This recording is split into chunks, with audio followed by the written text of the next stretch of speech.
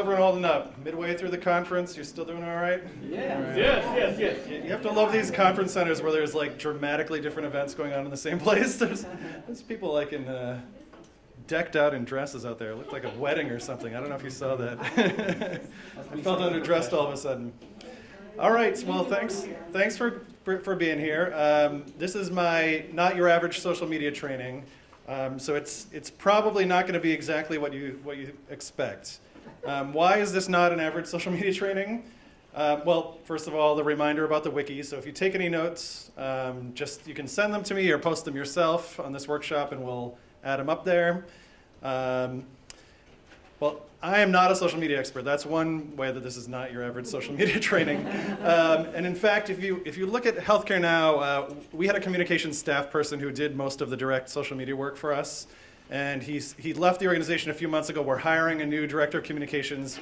So if you were to, right at this moment, look at our Twitter feed or even our Facebook feed, it would probably be an abysmal mess because I'm trying to squeak by while we're missing our staff person. But the other reason this is not your average social media training is I'm not going to show you how to use social media. If you look at even the handout, I listed like 7 or 8 or 9 social media platforms. And that's just the tip of the iceberg. There's so many social media platforms, and all of us in this room are probably at different levels of awareness and familiarity with it. And there's a massive, massive industry on training people to do this. So the training is not going to focus on teaching you the nuts and bolts, like, press on this to tweet, press on this to post, this is how you do a video, this is how you do a thing. It's going to be more as a campaign. How do you strategically use social media compared to other platforms for communication, both other online platforms for communication and offline platforms for communication. I'm just going to sort of give you a window on how we look at it as an organization with staff and a budget and all that stuff. And I am an organizer, so I look at it more from an organizing perspective. And some of you may be relieved to know that part of the message of this training will be that you may not need to spend as much time on social media as you think you should be using. But social media is, these are new communication platforms.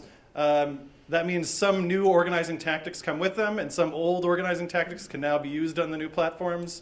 And the cardinal rule of organizing is to act strategically, not tactically, which that means, just because some other state used a tactic that was effective, you don't have to use it here because it might not make sense for your setting, for the strategy that you have for winning. And the same thing goes for social media. Just because you have a new toy, a new communication platform, doesn't mean that it's the most effective platform for you to reach your strategy organizing goals. So lesson number 1 is you start from your strategy and your goals, and then you pick the tactics that work the best for meeting those goals. And that can be, and you can see sort of on that handout, the left side is the sort of the range of organizing goals you might have: building your base, mobilizing supporters, moving a decision maker like a legislator. All these things you can do through social media, but you can also do them through offline communication platforms and other online communication platforms. And the most important thing, I think, for movement folks to know is what is the most appropriate platform for these different types of organizing goals. So that's what I'm going to try and get you to is... What the difference between strategy and tactics? So a strategy is, it's your long-term goal. So it's how are you going to get to single-payer healthcare in Ohio by 2025? And you have a series of steps that you're going to take from between now and there. A tactic is just one tool that you use. So a rally is a tactic. A phone banking campaign is a tactic. It's just one step that you use in a broader strategy. So the goals of this workshop, I'm hoping that you'll learn the strengths and the weaknesses of comparing different online communication platforms and offline communication platforms. Sort of using this graph as like a tool for assessing what are the best tactics for the strategy that you have, and what are the platforms that sort of fit those tactics. And then lastly, if you decide that you should be using a social media platform or multiple social media platforms to advance your broader strategy, then I'm just going to point you in the direction of how you can learn how to use them. And there's so many people that do it better than me that it would just be an embarrassment for me to sit here and, we couldn't even get through Facebook in one workshop here. So I've already referred to this a few times. This is just sort of a grid that you can look at in, there's some standard offline communication platforms, meeting in person, talking on the phone, using a direct mailing. There's non-social media online platforms like texting and SMS, using a web, a blog, and using email. And then you can see there's this, I just sort of sampled a bunch of social media platforms, and I tried to group them into the different ways that they're structured. Some are more social networks, some are sort of like blogs on a small scale, targeted blogs. Some are primarily about sharing videos or sharing images. Some of them are kind of replacements for text messaging, messaging apps. And so what sets social media apart from all the other communication platforms that are on that list? Well, the first thing you notice is that there's a lot of them, right? There's just a huge number of them. They're all structured differently. It's not like, emails are all sort of structured the same. Social media apps and platforms are totally different. And because social media platforms tend to be owned by a company, which also sets them apart from other communication platforms, they change the rules of how they work over time. And I'm going to talk a lot more about that a little bit later. Social media platforms also often have short lifespans. Some of them come into existence and become popular and disappear 2 or 3 years later. The longest ones, Facebook, that is like the dominant social media platform, has still only been around for, 7 years or something like that? Maybe a little bit longer, but it's, compared to all the other communication platforms we're talking about, they're relatively new, and there's lots of competition. So there's always, there's a new platform trying to challenge Facebook. There's always new platforms being developed, and they face a lot of competition. So you can tell it's kind of a mess, and this is probably why people always want social media trainings. Every conference I've ever been to, there's a social media training or a workshop or something. It's because it's just a bewildering array of social media platforms. You're not sure which ones you should be using, which ones you don't need to be using, and they're always changing, and the rules within them are always changing. So just to start with what people actually use, this is for all adults over the ages of 18. And this asked them just on the previous day, which communication platforms did you use a lot, which did you use a little, which ones did you use not at all. You can see that text and cell phone and email are all sort of similar. About a third are using it a lot, a third to a half are using it a little bit. Social media hasn't quite caught up with those other platforms, and those are mostly online platforms too. They're just not social media online platforms. Social media, only 20% of adults said that they use it a lot, and this is from the end of 2014. And about half of adults did not use social media at all the previous day. And you can see that Twitter, I don't know why they separated Twitter out from all other social media, but only 4% of adults said that they used Twitter on the previous day. 86% said they didn't use it at all. So social media is catching up. More people are using it as a communication platform, but it's still behind other forms of online communication and phone calls, cell phone calls. This is just looking at young adults, and it's only looking at people who use it a lot. It's obviously a little bit different, but it sort of matches the similar curve, right? Twitter's used the least, social media next. The biggest difference between the young adults in this sample and all adults is that young adults using text and SMS much, much, much more than all the other platforms combined. And this is looking at teenagers, and this is just looking at social media platforms, which social media platforms teenagers use. There's two sort of phrasings of the question. One is, which ones do you use at all? And then the one on the right, they had to pick the one platform that they use the most often. And what you can tell from this is that Facebook is really totally dominant as a social media platform that most people use.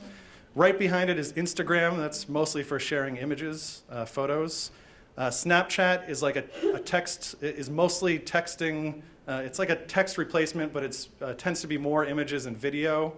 And it's a little bit, when you send a Snapchat to someone, it disappears in 5 to 10 seconds.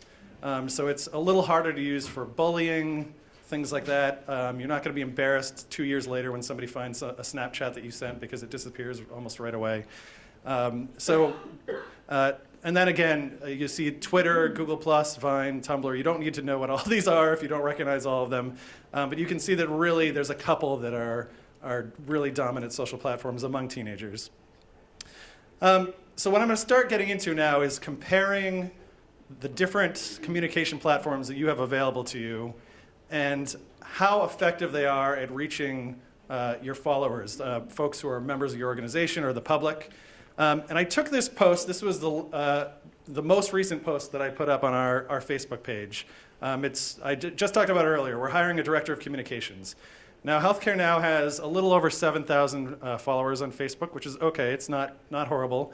But there's a crucial piece of this post, and this is the view that you see as an administrator of your Facebook page, which is how many people it has reached. And that is literally how many people it has even gone past their screen at all. It doesn't mean that they stopped and read it. It just means that it went on their screen. And then you can sort of see how many people engaged with it, how many people liked it or shared it. And you can see this post, and this was a full day after we had posted it. So about all the people who were going to see it had already seen it. Only 134 people had to go past their screen. Out of 7,000, so we think we have 7,000 followers, but that does not mean that when we post something on Facebook, 7,000 people are going to see it. Because Facebook chooses what you see and what you don't see. There's too many posts for people to see everything from all the groups and all the people they follow. So they have an algorithm where they choose what you see and what you don't see. And most of our posts are not this bad or not low. I intentionally picked a very low one to dramatize the point. 134 person reach. That means that only less than 2% of people who have decided to follow us actually saw this post or even had the chance to read it. It even went up on their screen, yeah. How did you get that data from the post? Did you have to boost the post? Or? No. So if you're an individual, you don't see data like this. If you just have your own personal Facebook page, Facebook is not going to tell you how many people see it or not. But if you're an organization and you have an organization page, every post you put up, Facebook will tell you how many people it reaches.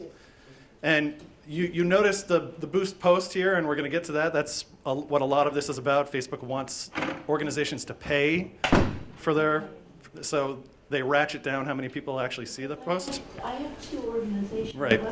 Facebook pages, but I've never seen that kind of data from them. Look closely right under the post, and it should say X people reached. And then on this one, again, we had 6 engagements. That's also extremely low for us, but it's going to be low when less than 2% of our followers actually see it. That's a 0.08% engagement rate. So that is extraordinarily bad. Now, I'm going to switch to email, which is the older, tried and true online communications platform. Yeah. One other thing on the Facebook page, near the top it says Insights, I believe it's called. And if you hit Insights, it will take you to a whole page of statistics. Yeah, you can see demographics and stuff on Facebook too. Graphics and everything else. It's really valuable. Right. Okay, thank you. But what I'm trying to get to here is, and what I'm going to talk about looking at a few other different communication platforms is that if all of our posts were only reached 2% of our followers, this would be a very ineffective communication platform, right? And actually very few still do. Because if let's say whatever organizing goal we want, let's say we want to do fundraising and I post a fundraising post. If only a handful of people actually see the fundraising post and a very small percentage of those, probably none, actually donates, then it's a bad fundraising platform.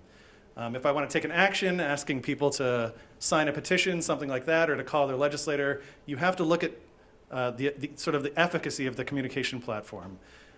So email is the tried and true one, and this is anyone who does online organizing. There's this consulting group called M&R, and every year they put out a report that everyone in the nonprofit world reads immediately. It's called the benchmarks, and they tell you sort of, they survey a ton of large nonprofits and small nonprofits, and they tell you how well they're performing on online fundraising, online emails. And this is sort of what it looks like. An email open rate, on average, this is how many people click on, and it doesn't mean they're going to read it carefully, but at least open your email, about 13% of all emails that you send. Now, if you send a fundraising email, it's a little bit less. Advocacy email is about the same. The click-through rate is how many people click on a link in your email. So this means that people are actually doing something that you've asked them to do. They're clicking on a donate here button, or they're clicking on a take action button. And you can see that for all, that's even lower, 1.6%. And that seems low, but it's actually pretty good for online fundraising. This means you need a huge email database. I mean, I think ours is a little bit higher than 13%. We do a little bit better than that. We're closer to 17, 18% open rates. And you can tell advocacy does much better. People are much more likely to take an action if it's advocacy. Fundraising does the worst. Very, very few people click on fundraising emails to click through. So you're sort of playing a percentages game here where the size of your email list, if you have 1,000 people, you might be able to get a handful of people to make a donation for each fundraising email you send out. But when you're choosing between which platforms to use, if you have to choose, or if you're choosing to prioritize, do we want to build an email list or do we want to build a Facebook following? You want to go for the ones that are the best at whatever task you're asking them to do. So we're going to go to an overview later, but you can see that if you've never done this or looked at this before, these are pretty depressing numbers, right? Very, very, very few people actually see what you send out, even though they've subscribed to your email list and they've liked you on Facebook and they're following you on Twitter. And then the percentage of people who actually do something is also very, very low. And nonprofits that have a communications department, staff who do this full time, they'll spend all their time trying to get those numbers up, trying to get engagement numbers up, click-through rates up, view rates up. They'll spend a lot of time coming up with really exciting email subjects just to get you to open that email. And this is Facebook view rates, coming back to the thing we were just talking about. So at the end of 2013, Facebook started messing with who sees organizations' posts. And specifically, they started making it so that when an organization puts up a Facebook post, fewer and fewer and fewer people see it, with the exclusive goal of getting organizations to purchase, to pay Facebook to broadcast it out, even to their own followers. And of course, they're mostly gearing this towards for-profit companies, but it hits nonprofit advocacy groups like us too. So this is a social consulting group, Social Ogilvy, and they track a ton of nonprofits. And you can see that at the end of 2013, there was about a 12% view rate on Facebook on average, which is actually similar to email, right? About 13%. So, but by February of 2014, it was down to 6% view rate. They called this report Facebook Zero, because he thinks basically eventually Facebook is going to ratchet it down so that no one sees your post unless you pay for it, or close to it. And the gray line at the bottom, this is large organizations with more than 500,000 followers, more than 500,000 likes on their page. And that's even lower because Facebook is assuming that these are the groups with money, and they really want these groups to pay. So by at this point, they can barely reach their base at all unless they pay Facebook to reach them. Now, Twitter is not like this. Twitter just does everything chronologically, and neither is Instagram, but Twitter has announced that they're going to do the same thing that Facebook is now doing. This has all happened in the last year. I mean, we, at Healthcare Now, we watched our view rates and our click-through rates just plummet on Facebook. It's been one of the most depressing developments in social media recently, especially for advocacy groups. And I want to talk about some offline communication platforms. Direct mail is still the king of the hill, especially when it comes to fundraising. The reply rates on fundraising mails are between 5 and 15% if you're using your own group, people who have signed up for your mailing list. Even if you send to total strangers, it's about 0.5 to 1.5% response rates. And bear those notes, these are people who send back a check. Between 5 to 15% of the people you mail in the direct mail, physical mail, will send you a check. Compare that with email, the response rate of 0.07% when you send an email out. So we have to do 4 quarters of direct mails for fundraising as a strategy. Direct mail is obviously not as effective for some of the other organizing tasks that you do that we have on that list. But it's really important not to assume that online organizing or social media is suddenly replacing all the offline organizing things. And the other thing that always bewilders me, everyone wants a social media training, a social media workshop, but no one talks about text message. So text message is sort of the new frontier in online organizing, or I don't know, communication platforms. Text messages have a 99% open rate. And their click-through rates are through the roof too. You can imagine, I mean, if you get a text, I look at every single one of my texts almost immediately. And that's pretty much the general trend. And they also have the highest action rates.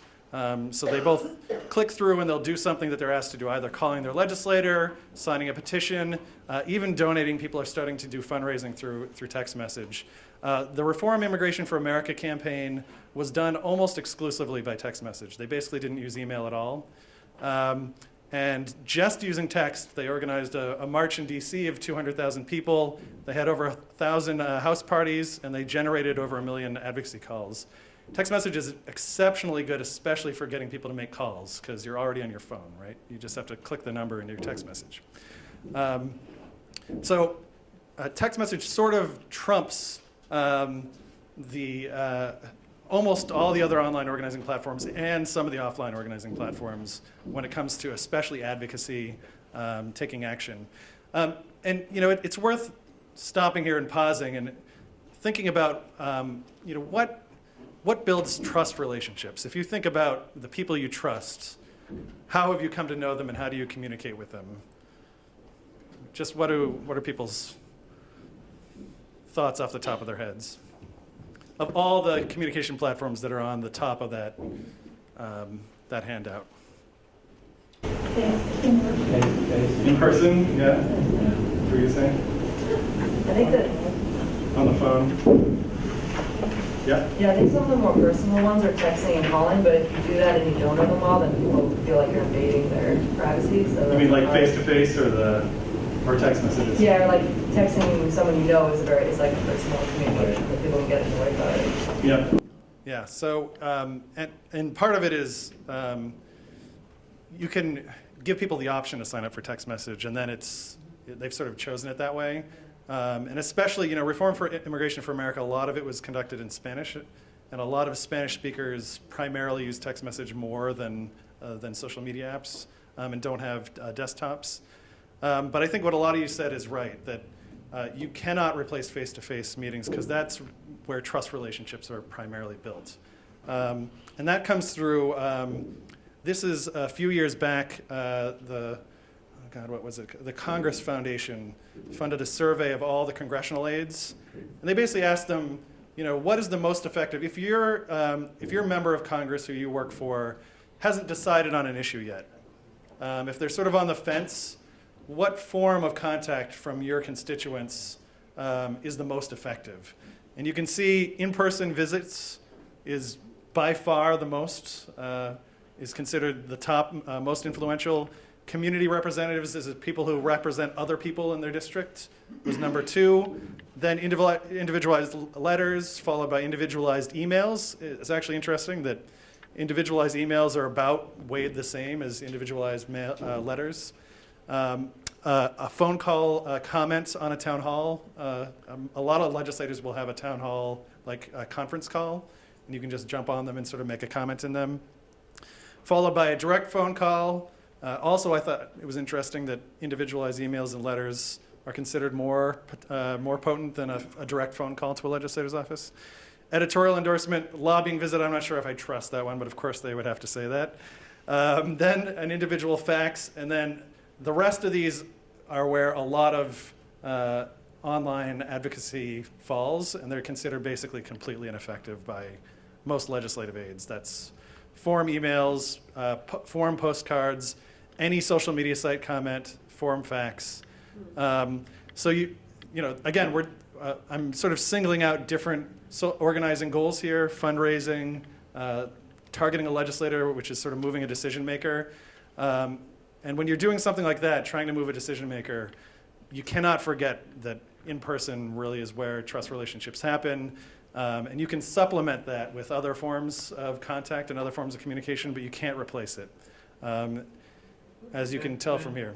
Yeah. Just a clarification, that word individualized really means personalized, where the person's composing it versus taking a form and creating it. Exactly. Yeah. When legislators get 1,000 emails and they all look the same, it's not clear that they value that at all.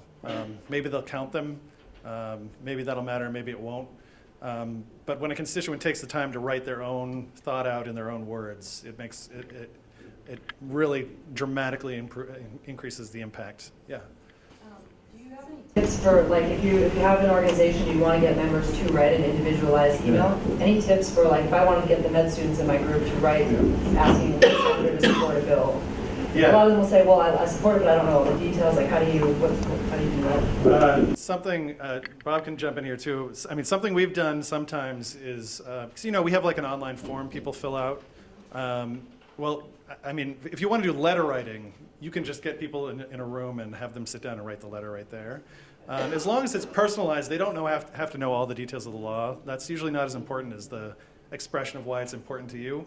If you're doing online, sometimes we'll just leave it blank. We won't provide a form letter in the form, so people can't just click and they have to fill it out. And you get way fewer people, but you get a lot more individualized letters. So there's some sort of tricks you can do. But it is much more time commitment, so you're going to get fewer people. You're not going to generate the thousands of emails you might if people could just press a change.org button or whatever, Any other? If it's handwritten instead of typed. Talking points too. I don't know. I don't know if it's better. We were told in the last workshop that most emails are printed out anyway, so it doesn't matter. Now, if you're writing a letter, it's better to handwrite it instead of typing it, because if it's just typed up, they can just scan through it and look for keywords and ignore whatever you're saying. And answer is correct. And in other words, if you print out you can print out a form letter or a variation of that, but then if the writer takes the time to write something on that letter, it makes it much more powerful. Right. Yeah. Go ahead. Okay, Armin? Yeah. All right. The Representative Clyde in the last workshop, she said a little different from you that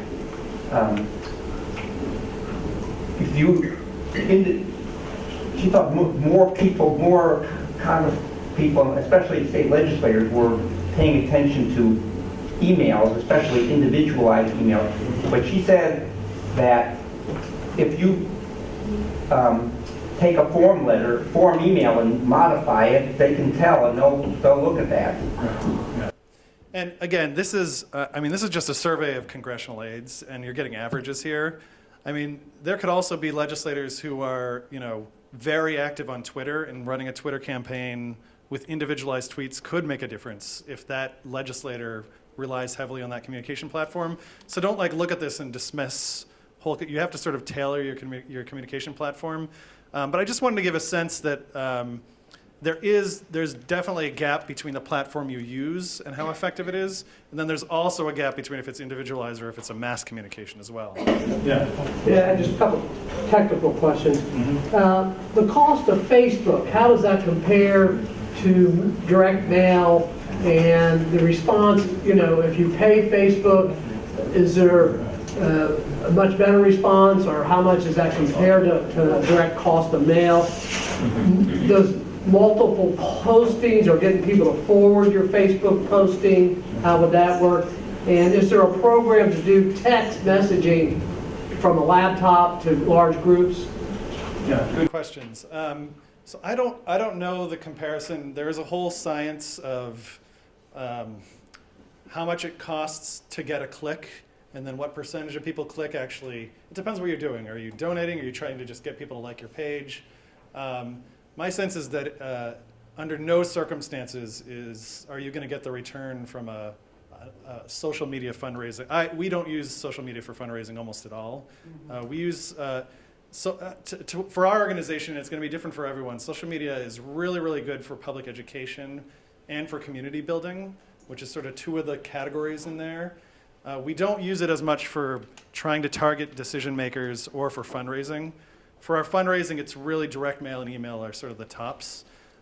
Email you can do for free. Social media, I don't know. I mean, there could be cutting edge stuff where people will give on Facebook if you promote it enough to enough people.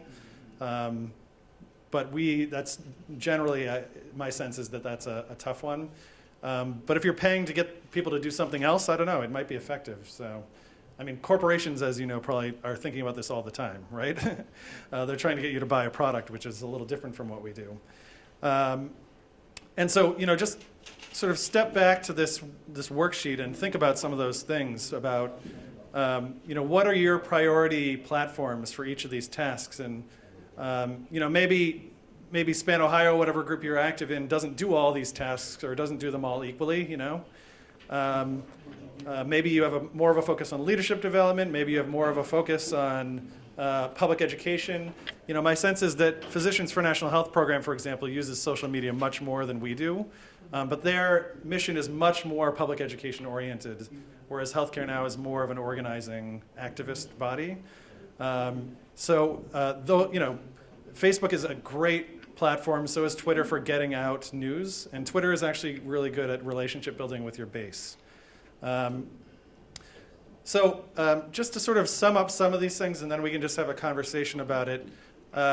You want to sort of figure out what your campaigns are and what your organizing goals are, and figure out which one of those social media can support the best. And then you can sort of decide which social media platforms you want to focus on. Today, Facebook and Twitter are kind of standard for nonprofit organizations, as well as Instagram has really caught up in recent years if you do a lot of visual medium. And then choose the platforms where you want to develop capacity, and then you need to have sort of a plan for how to build up your Facebook following or your Twitter following, which again, I'm going to list the resources for doing that if you want to do that online, because there's a lot of people who do it much better than me, how to get people to like your page, get people to follow you on Twitter. And then you want to sort of, another interesting trick that you can use is, let's say Facebook is not good for fundraising, for example, but email is better, and direct mail is even better than that. You can have a very deliberate plan to move your Facebook followers into your email list and into your direct mail list. Corporations do this all the time. They'll offer you like a prize, or they'll have like a raffle. And so they'll post it on Facebook and they'll pay Facebook to promote it. And all you have to do, of course, is sign up with your email or your direct mail to be enrolled in the raffle. And the whole point is that they're trying to move you to a communication platform that is more effective for them to reach you.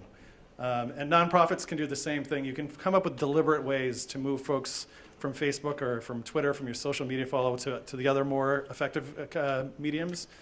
But you can also do it the other way around, right? You can make sure that folks who go to your website sign up for the Facebook page, and that will help with your public education and community building.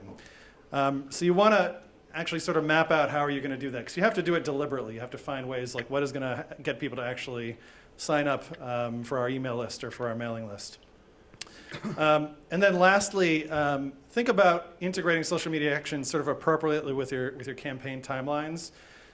So sometimes we'll think about this as, since my organization at least sees social media more as a public education tool, you might have a public education phase in your campaign, right? Because you want to educate folks about the issue. Sometimes it's not just single payer. We deal with lots of healthcare related issues. So we're launching a health insurance watch campaign where we're targeting insurance companies' overhead waste, what they do with their profits, essentially where your premiums are going, executive pay, all that sort of stuff. So we want to take action. We want to target these insurance companies and have people go after them. But the first phase, of course, is educating people. So you want to have like a campaign timeline where it's like, well, these are the 2 or 3 months where we're going to focus intensively on public education. We're going to release a report. We're going to have a series of conversations on social media and by email. You could do like a Twitter town hall, which is where you sort of have a set period of time where people can tweet in and ask questions from an expert who will answer them right away from anywhere in the country. And then you can move on from there to, targeting going after your target, sending a petition in, doing a rally, things that may not be as effective through social media. So it can be, you want it to be part of the cycle of your campaign planning. But you don't have to rely on any of the one you want to just make sure that you're using the strengths of each communication platform. And that's about it. So we can just have like a conversation and talk about whatever you also want to do. If that's connected, I could bring up my page and show people some of the stuff from, if you have your phone. Connected enough. We'll find out.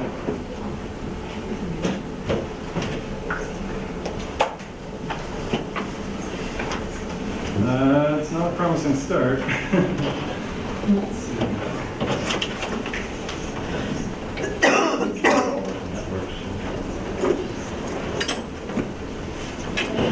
What's your page?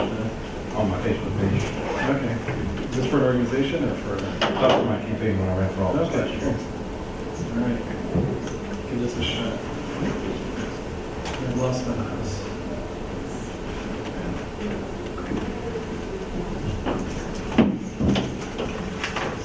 Well, while you're setting it up, I'd like to highlight the one chart. I want to make sure everybody gets the point. The difference between a form email and a some degree personalized email is incredible. It was like 1% versus 20% on that bar chart. So just keep that in mind.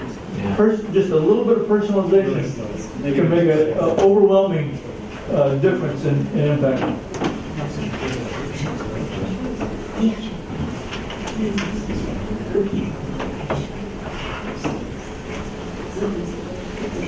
Do folks have any other comments while we're working on this? This is an obligatory part of any slideshow where things break down. And I had a computer specialist talk to me about Facebook, and he's very knowledgeable, and he was saying that he won't use Facebook because everything you put on Facebook is put into a database, and they sell it for advertising, they sell it for your personal information, you're being followed, and, you know, one of the things is, you know, for example, if I put something about fracking on my homepage, share it from someone else, it's lost in my homepage. You know, I'll have some pictures or something. But anything that seems to be political, you can't, it's difficult to share. And also, like anything like my sister was a candidate, she tries to send me stuff from Canadian Broadcasting System, videos. I can't get it in the United States. It won't let me show it. So I don't know. That's proxy servers that prevent information from being transferred across different networks. So we don't get any information I don't when think they're it's a having on like the Facebook Canadian news. We can't get any information about what's going on. And so, but the other thing that disturbs me is the fact that they're taking all your personal data, all your preferences for, like, say you have keywords like, oh, I like chocolate, and they're going to put you in and have a done chocolate ad there for you on the side of your Facebook. So they take keywords and things like, yeah. I mean, I don't think healthcare for all is such a bad thing, but health insurance companies, the big pharma, electronic medical records, all those companies that are for corporations and for profit, they're not going to want you to say anything nasty about them. Right. Well, I mean, there's no question that Facebook and a lot of the other social media platforms are owned by for-profit corporations. And a lot of them went recently-ish through initial public offerings, so they sort of became publicly owned, so they now have to answer to investors, which has really changed their behavior. The other thing that Facebook does that you only know if you have an organization is that they'll change how many people see a post depending on the site of the link. So let's say I link to the Wall Street Journal. Far more people are going to see that article than if I link to our page on Healthcare Now, because they've determined that people want to see that more than they want to see our page. And the other thing, which I didn't circle back to, but why did that post about a job posting for our director of communications position have such probably the lowest post viewership we've ever had, ever? If you had to take a wild guess.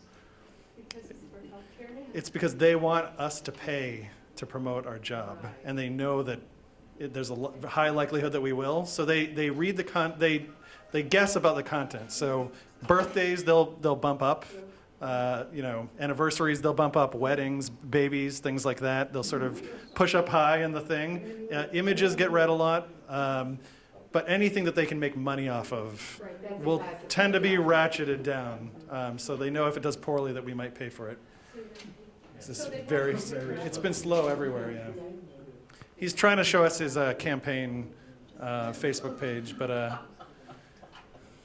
yeah. I feel like you probably would have mentioned this, but are there any tricks, like in the arms race, are there any ways to sneak in something to get it? The best way to do it is have all your friends who subscribe to your page share it, because it'll pop up in more people's feeds, even if they aren't following the page that you're following.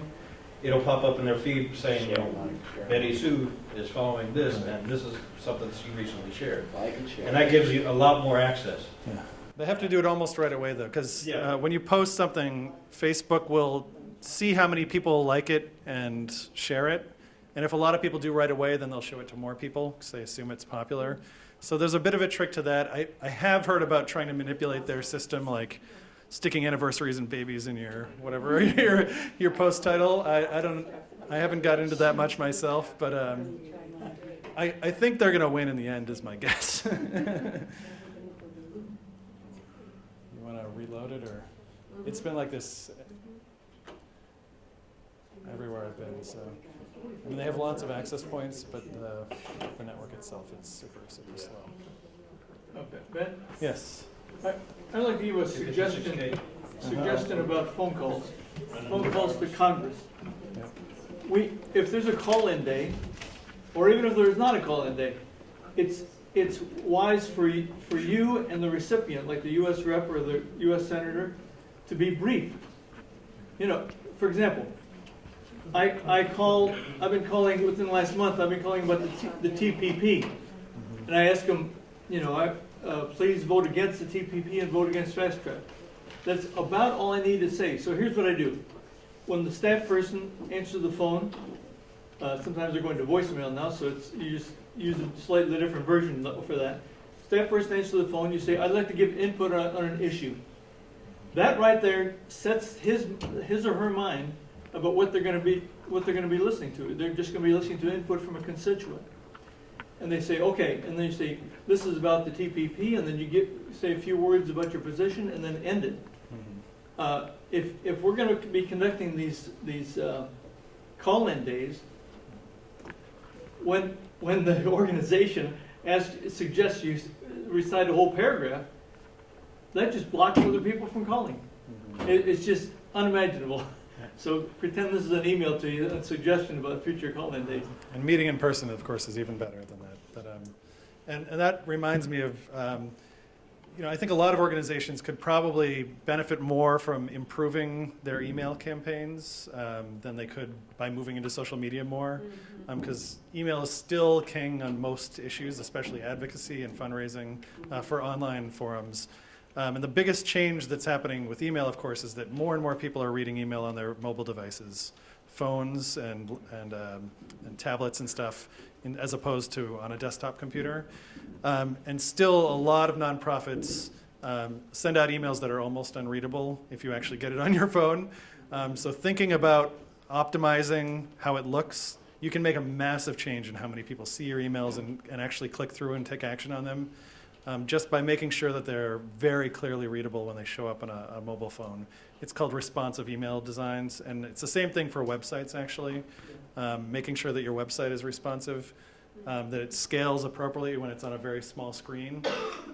So if you can improve your email open rates and click-through rates by 30%, by making sure that they're readable on a cell phone, you're probably going to get more out of that from an organizing perspective than you will by, you know, adding 5,000 people on Facebook, since Facebook doesn't let anyone see your stuff anyway anymore. Yeah. Well, Yes. I've been working in the healthcare field for the last 15 years in Athens County, well, 6 counties down there in southeastern Ohio, and in home health and hospice. So very, very direct, hands-on, one-on-one, you know, contact with people in their homes, very intimate contact. But it's interesting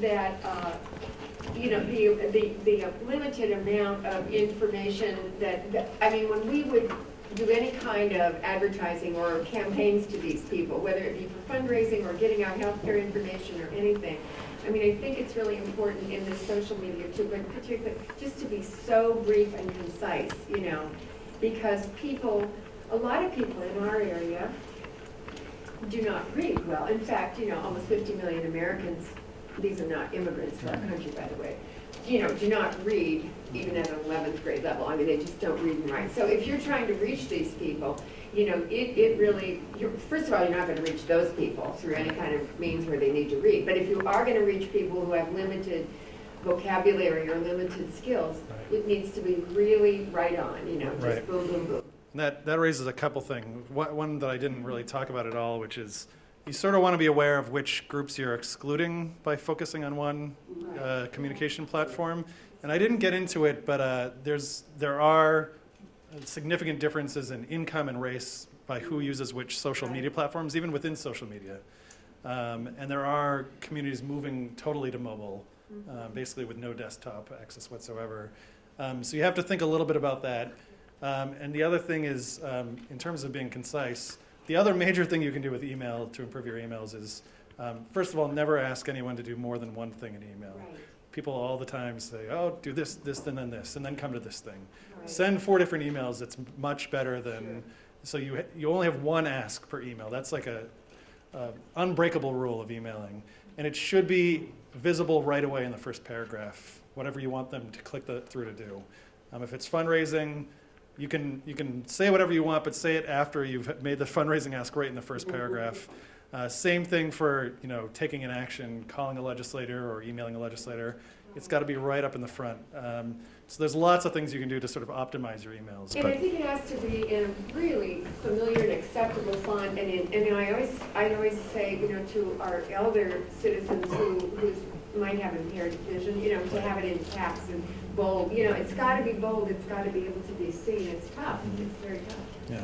And did you want to say something about this, or? I hate Facebook. I don't use Facebook that much anymore, but no, don't memorize my password. This is my homepage. As you can see, I've only got right now 189 people liking my page, but my posts have reached almost half of the people who are following me. The key is to keep up with it. This is the Boost the Post here. You see this little Boost Your Post?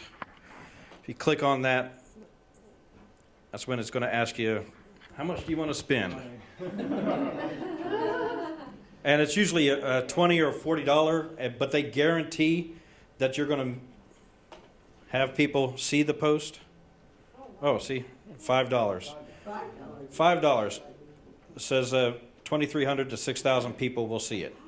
And it'll be up as an ad for 2 days. And I'll show you what the ad looks like. Now, how did you get that Boost Your Post? This is from my own page. Every page will have that. If you create your own page instead of an individual account, you can create one as a corporation, politician, whatever, numerous things. It actually will create my post to look like this. I'm going to load it now.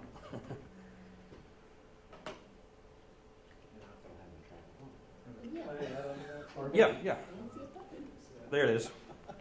Right here. This is what when you're paying for it, that's what it'll look like. And then it'll just have a little link there. Instead of boost post, it'll say follow.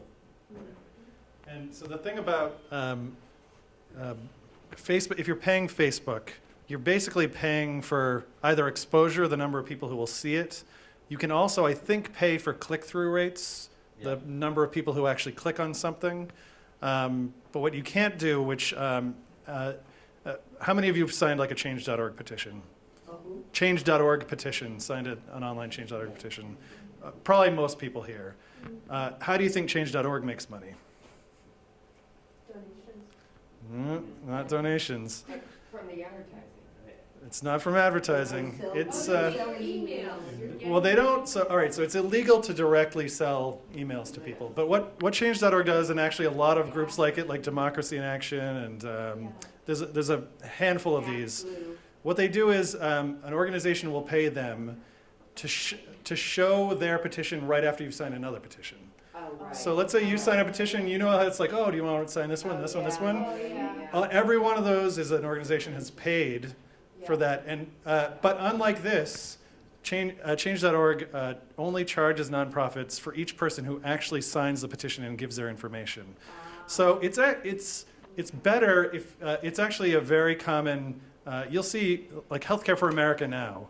They went from like 0 to millions of people following them. How do you think they did that?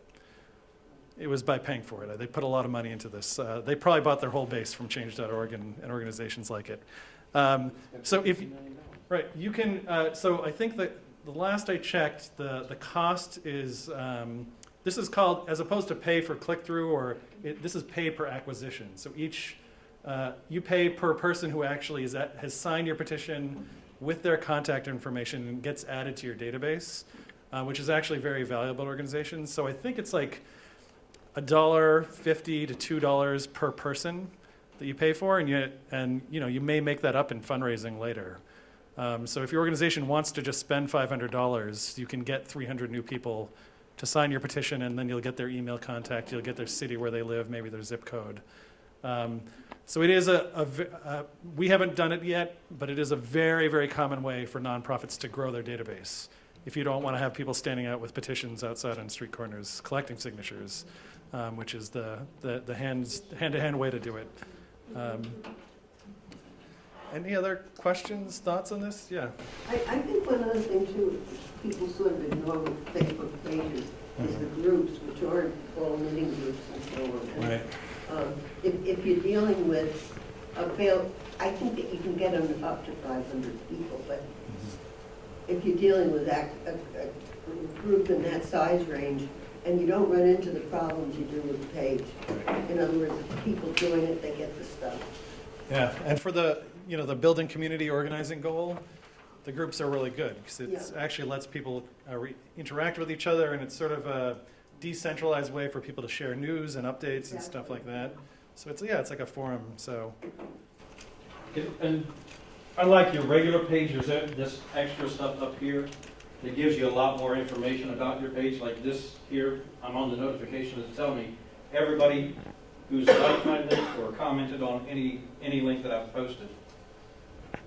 As well, messages, that's direct messaging from other people wanting to talk to me. Insights, that'll actually tell me the reach. That's going to take too long to load, so I'm just going to go ahead and sign off. Yeah.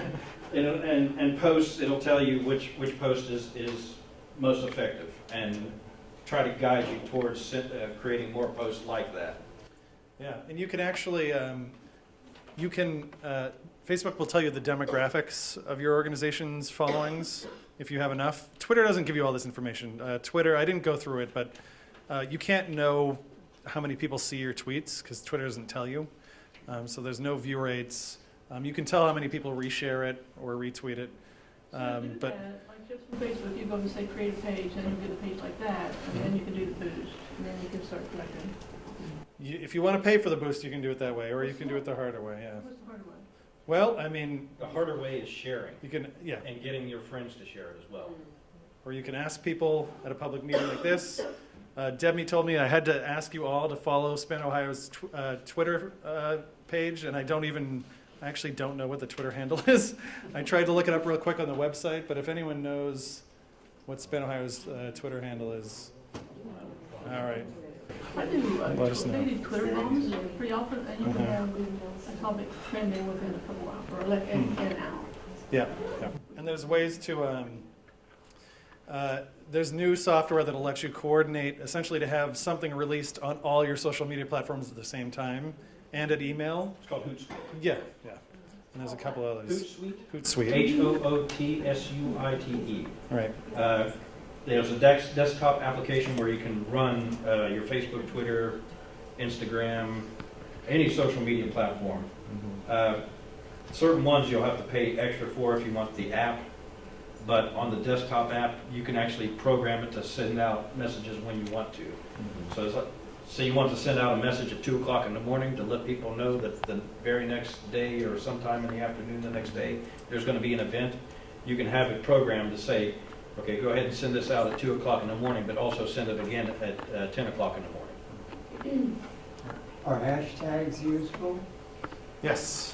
Yes, they are useful. And especially on Twitter in particular, you can do this where sometimes corporations or politicians will try and do something like try and get everyone to tweet using a hashtag. And this often backfires on them because their opponents can then have everyone tweet something criticizing them using the same hashtag, and it'll show up sort of on their campaign feed. So I try to use hashtag to pull people to our webpage to yeah, advertise Yeah, you can sometimes do that. If it's going to show up in a feed somewhere, you can do it. It's cheating a little bit, but as long as it's a relevant topic. I mean, we use it for our conferences. You know, we'll live tweet the conference and have people sending in updates with a hashtag that's specific to the conference. And then if you want to, you can follow everyone's comments just happening in the conference. So. Healthcare for all Ohioans to focus it on.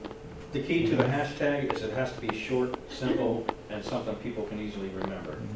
Because if they're trying to find hashtag Save Ohio from medical waste or whatever, it's not going to, people are not going to find it. It has to be short. Final comments, because I think we're running out of time too. So. On the thing about emails for action or fundraising, sometimes I get these emails, get 5, 10, 15 in a row, especially about fundraising or maybe about action. And I just wonder if you have any data, like, you know, is that counterproductive after so many times, or is it better to do it so many times?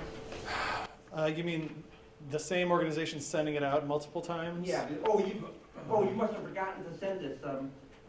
You know, send us this money, or. Yeah, I mean, you don't want to annoy your base, and I mean, I didn't go through unsubscribe rates, but every time you send out an email, a percentage of your folks unsubscribe from your emails too. And the more annoying you are, probably the more people are unsubscribed. I mean, we try to have like a sort of what we call a workflow, where it's like, you know, educational email, action email, fundraising email, and they're sort of spaced out reasonably. I mean, the other thing on Facebook is if you post one thing on Facebook a day, it's going to get a higher reach than if you post 5 things on Facebook. They'll penalize you for posting more.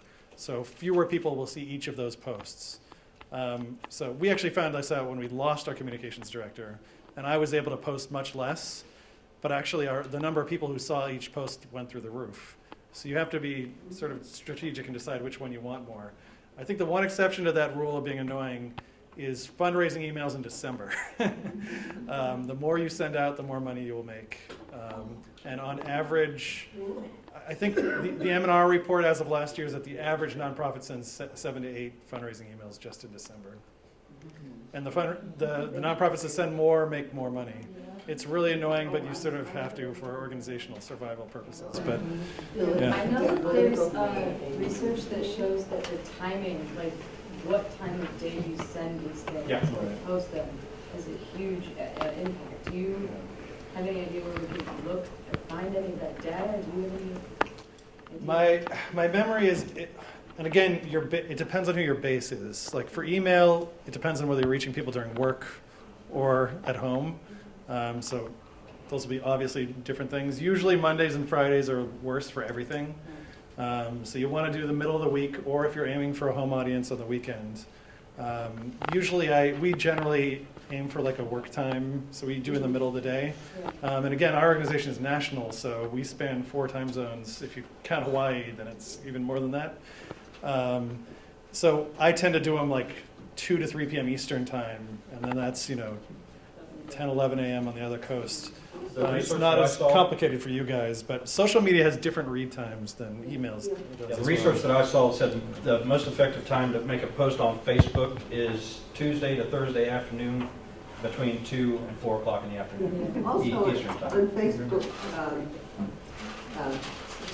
pages, that's one of the graphs that they give you, which is individual to your own group. Yeah. It tells you what time of day people are looking at it. Yeah. We have sort of a bimodal thing. Yeah, we do that for email. I mean, you should really be tracking your email, like open rates, click-through rates, stuff like that. You should have an email program that tells you all those things. It can be hard sometimes. You'll see something that does really well on a Tuesday, but it might just be the issue you emailed out.